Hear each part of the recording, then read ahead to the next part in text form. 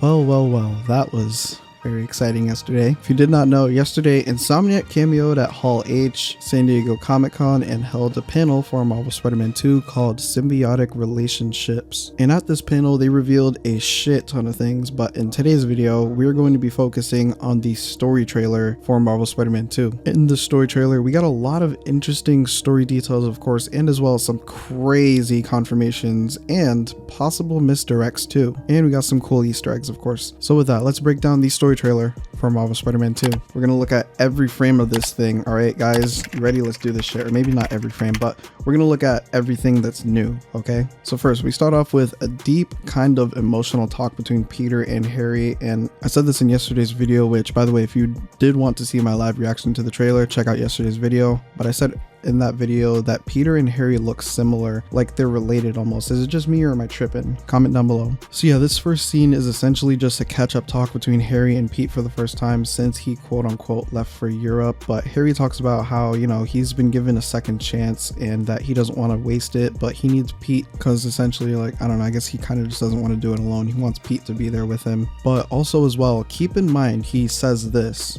gonna heal the world. And this is important for later because I will be bringing this up in like a few minutes or something. Now, about the part where Harry says it's their dream to cure the world and stuff like that, I think that's an interesting sort of like pinnacle of Pete and Harry's relationship and the bond they share in this universe.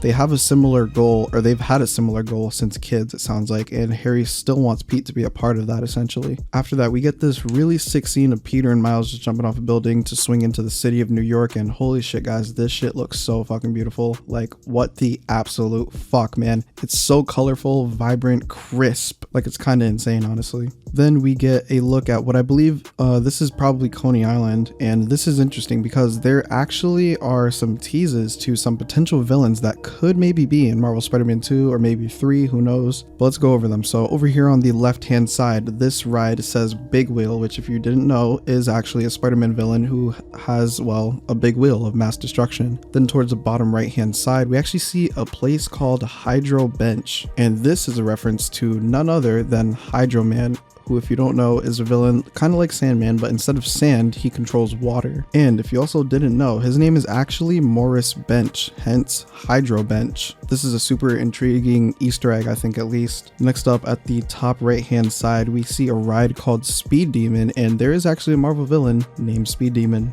and he can obviously, you know, run fast and shit like that. I kind of consider him the Flash of Marvel, but he's evil, so maybe more like the Reverse Flash, I guess. And with that, he first appeared as the Speed Demon in Amazing Spider-Man 222. So yeah, that's pretty cool. Now moving on to the next scene, we see Pete introducing Miles and Genki to Harry and reintroducing Harry to MJ. And this scene is interesting because we get new looks at every character, I think, except for Genki. We don't get a full look at him, but also, you know, like we see Miles and Harry interact, and, you know, I think that's pretty cool. But yeah, here is how Pete is looking with the new face model. Like I said in yesterday's video, it looks alright, like it's good graphics type shit, but, you know, rip Ben Jordan face model. Then for Miles, he doesn't look too different. The only real difference is, holy shit, it's Killmonger. Okay, but for real, he got a new haircut, pretty interesting if I do say so myself, but I cannot unsee that Killmonger haircut thing. But the biggest change we have here is actually Mary Jane, and she looks very different compared to her original look. I'll throw up a comparison photo here. So on the left we have the new MJ look, and on the right we have the old MJ look. It looks kind of different. Like, I don't know how to explain, like, it looks like it's almost a different face, but it kind of doesn't, if that makes sense, or maybe that's just me, I don't know. I think her hair being down changes her look drastically. I feel like the way she dresses now makes her more attractive, if that makes sense, versus the way she used to dress type shit. But yeah, that's before and after MJ changes. Then Miles asks Pete if he will still have time for tutoring because of his new teaching job, kind of nodding to Spider-Man tutoring rather than actual tutoring. But this does confirm that he is a teacher, I think at Midtown High, his old high school. And this is great because this shows Peter is advancing in his life versus other adaptations of Spider-Man where they are just, you know, like stuck in teens or early 20s and don't move forward. So I'm loving this. This is great stuff. Finally, a Peter Parker that's growing up, maturing in life. Love to see it. But with that, Pete responds to Miles saying, "We'll figure it out," as we transition to some new footage of Kraven's Hunters, and we get this big brolic bear skin wearing motherfucker, and Pete just says the funniest shit, I thought at least. I'll play the clip right here. I didn't know there were bears in these woods. And something I actually want to point out in this scene is that it looks like Insomniac has changed the Advanced Suit 2.0 final design to make it so that it has silver or maybe white outlining on the costume here, here, and here, and just in those kind of areas in general. And I think it looks pretty good, honestly. I really enjoy that little detail. Then Pete tells MJ he has a new name for her, which is Craven, who's here on a hunt. Then we get this interesting scene of Peter seemingly working as a butler for some reason. Now this piqued my interest because I genuinely wonder what the context behind the scene is. Maybe Pete is going undercover for a specific mission or something like that. Who knows? We'll have to, wait and see on that. Now this is where things get really interesting. So this is like the interesting part. We seem to get a confirmation that the symbiote is actually an alien from outer space. So this is the full scene. I'll just play it. Know if you need me. Now again, this scene is interesting for a couple reasons. One, because obviously that's the symbiote, and it seemed to crash land it from outer space, assumingly, meaning it's an alien and not like the Ultimate Comics, where in the Ultimate Comics it's scientifically made. And I think this was a great choice Insomniac made because their universe is very grounded, almost a little too grounded. So with that, this is a good thing that makes their universe a little more fantastical, which is definitely a great choice moving forward. So now the second interesting thing about the scene is, who the fuck is this guy? Now at first I was thinking, and you may have been thinking as well, oh, that's Dr. Connors, but then you realize Dr. Connors only has one arm in the Miles Morales post-credit scene.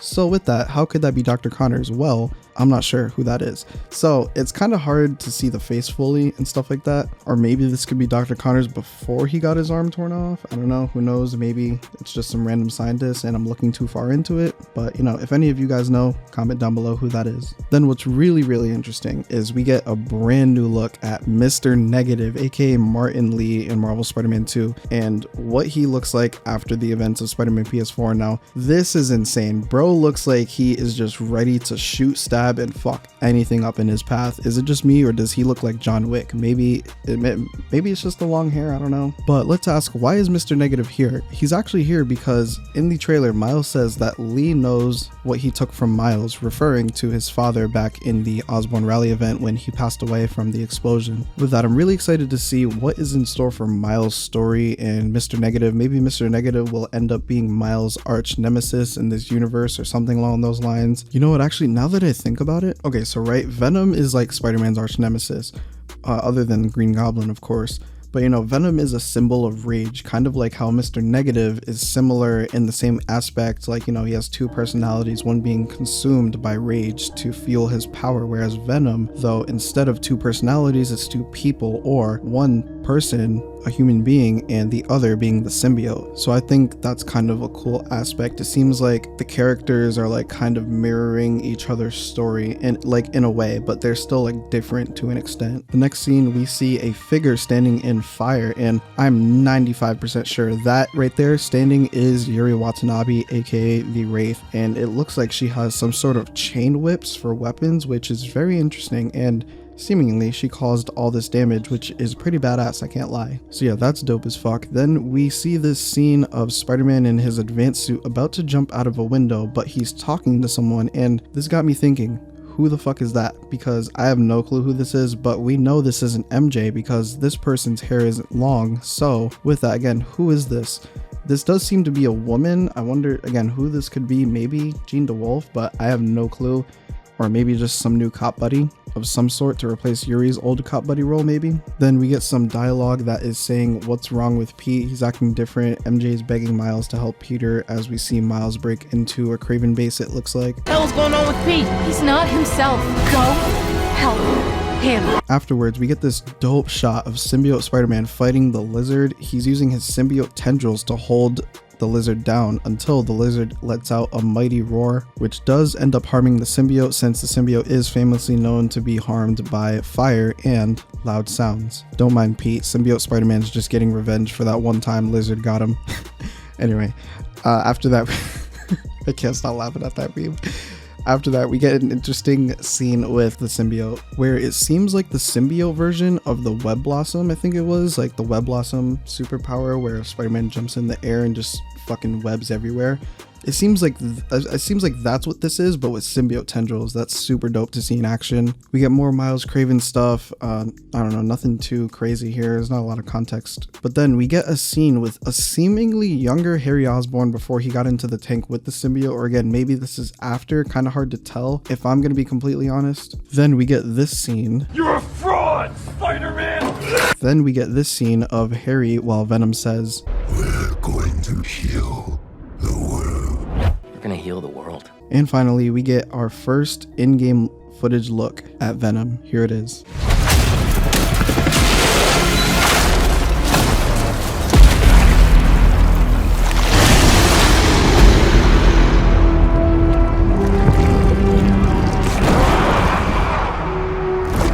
Man, this trailer is something else, man. This trailer was just so interesting. Now, this seems to confirm Harry Osborn being Venom, but personally, I still don't buy it, and I don't give a fuck what any of you motherfuckers say. You can believe whatever you want in the comments below. I don't care. That's fine. Agree to disagree. I still don't buy it because it's like they don't outright confirm it. They're still like just hinting it almost as if they're misdirecting us. You know what I mean? Why haven't they just come out and say, yeah, Harry Osborn's Venom? There's no surprise left. You know what I mean?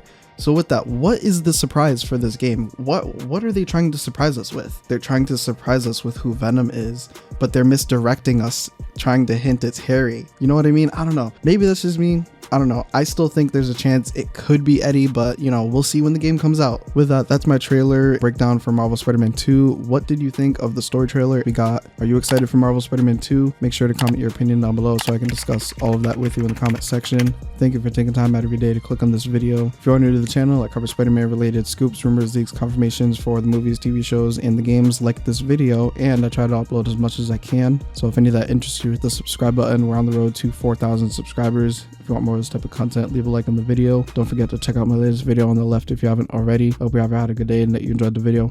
Until next time.